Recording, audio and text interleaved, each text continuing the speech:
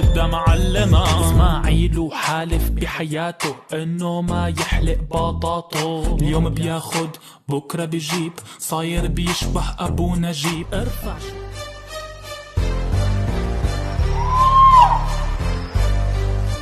وكثير كثير كثير ناس استغربت منه. اسماعيل تمر. طيب ليش ذكرت اسماعيل تمر؟ هلا بصراحة أنا بداية لما ذكرت اسماعيل تمر ذكرت لأنه على الغنية تبع النميمة اللي نزلها، اللي دس فيها أكثر من حدا، تمام، بطريقة غير مباشرة، والناس ما انتبهت مين داسس، لأنه كان داسس الأشخاص بطريقة غير مباشرة. هذا الشيء الأول.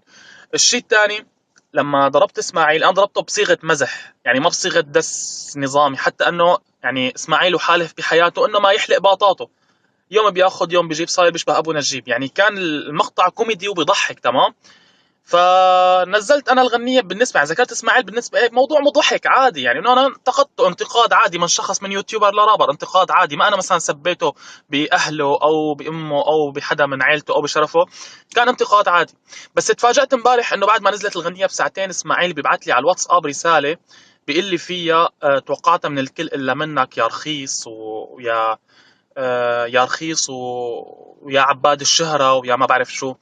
قلت له اسماعيل حبيبي، قال وانت كنت تنشر لي اغاني تمسيح جوخ. قلت له انا وقت كنت عم انشر لك اغانيك مو تمسيح جوخ، قلت له انا بحبك ولساتني بحبك، وهلا عم حاكيك بهالطريقه لاني بحترمك وبحبك، والغنيه ما كان فيها اساءه بالنسبه لك، كانت الغنيه مجرد تحريك جو.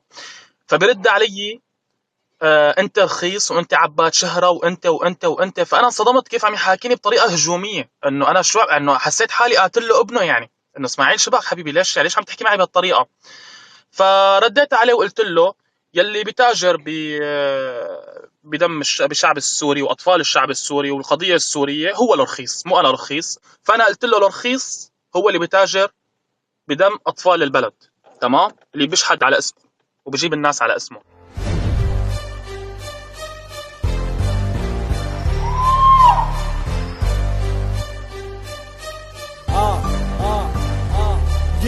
اسماعيل تمر طبعا مغني راب، كنت اسمع له وكنت انشر له شغله عندي على انستغرام. انسان كتير محترم، صاحب قضيه.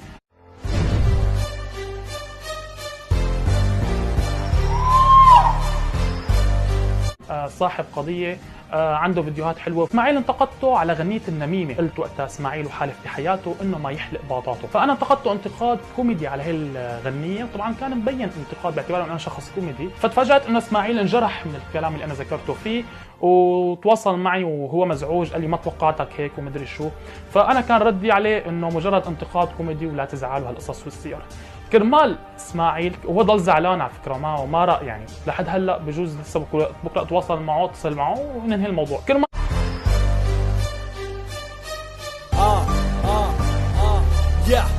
هيك وقفت الغنية امبارح على اليوتيوب، حذفتها، ما حذفتها، حطيتها قفل ورجعت شغلتها اليوم.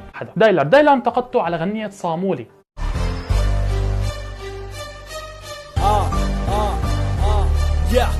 طبعا انا انتقدت غنية صامولي، ما انتقدت الشخص، انتقدت غنية صامولي اللي ضربت 33 مليون مشاهدة. انا قفلت الغنية امبارح لانه اسماعيل انزعج مني، وما اتوقع يعني انه كان فيناتنا شغل قديم وهيك، مشان هيك انزعج مني.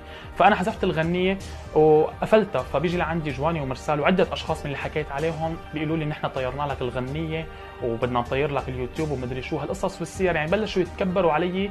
فكرمال هيك انا رجعت شغلت الغنيه اليوم. بحب لكم انه اسماعيل انسان محترم عن جد، وانا انتقدته بالغنيه انتقاد كوميدي وما توقعت انه يزعل.